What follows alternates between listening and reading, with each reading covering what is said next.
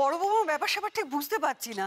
দেখ, যে মেয়ে আমার কথার অবাধ্য হয় না তাকে কিনা আমি বারণ করা সত্ত্বেও বাড়ি গেল। মা, বৌমনি হয়তো বুঝেছিল আসল ঘটনাটা কি, আর সেটারই খোঁজ করছে। চুপ কর। কিসের আসল ঘটনা? হ্যাঁ, লোকগুলো যে পাজি সেটা তো খুব ভালোভাবে বোঝা গেছে। এত অপমান করে গেল, এত কথা শুনিয়ে গেল, কি দরকার ছিল আকবাড়ি ও বাড়ি যাবার? আমাকে তোয়াক্কা করলো না। ঠিক, একদম ঠিক বলেছেন আপনি বেয়ান। একটু আগে বললেন না ব্যাপার স্যাপার, আমারও মনে হয় তাই। বড় মা বাড়ির বড়দের মোটেই কথা শুনছে না। এই যে এই যে এই যে এই যে বলে কানে কি ফুসমন্ত দেয়া হচ্ছে শুনি। দেখছো মেয়েটা চোটে আছে, তারপর তাকে তাতিয়ে না দিলে বুঝি মন হচ্ছে না। কথা বলবার জো নেই বাড়িতে। মা, বিয়ান না বললেও আমি বলতাম।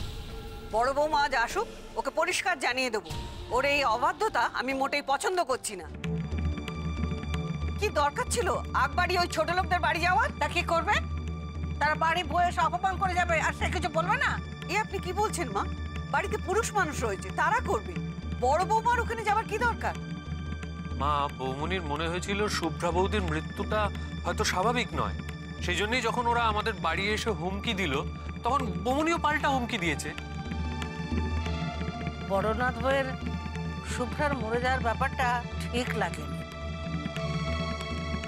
আমারও তাই মনে হয়। বড় বৌমার কি মনে হলো তাতে কি এসে যায়? হ্যাঁ, ও পুলিশ না গোয়েন্দা যে যেখানে খুন হবে সেখানে? বিয়ের আগে বলা হয়েছিল এই বাড়ির বউরা বাইরে বেরিয়ে কাজ করবে না। আপনি ঠিক জানেন মা, এ বাড়ির বউরা কাজ করতে বাড়ির বাইরে বেরোচ্ছে না। এ বাড়ির বউ কাজ করতে বাড়ির বাইরে বেরোচ্ছে। ও, মেজ বৌমা তাহলে ঠিক বলেছিল, বড় বৌমা বাইরে বেরিয়ে কাজ করে। এই তো, এবার আপনি ঠিক বুঝেছেন বেয়ান। মেজ বৌমা, ও মেজ বৌমা, একবার এদিকে এসো তো। মা, ও মা, তুমি এসব কি শুরু করেছো বলো তো?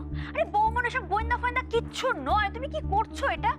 যা বলেছিস বর্দি ভাই, বৌমনি নাকি বিরাট সংসার সামলে করবে গোয়েন্দাগিরি। মা, তোমার চিন্তায় না মাথাটা পুরো গেছে।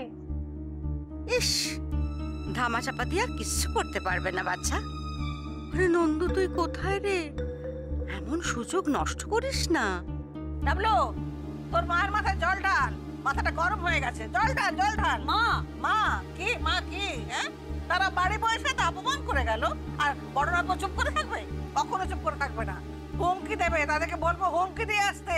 তারা আমাদের নামে এত বদনাম করে গেল, আর আমরা কি চুপ করে থাকবো? কবে নেই।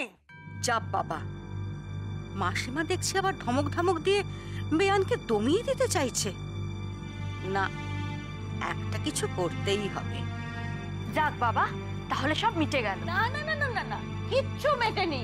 আপনারা দাঁড়ান, আমি নন্দুকে ডাকছি। নন্দু!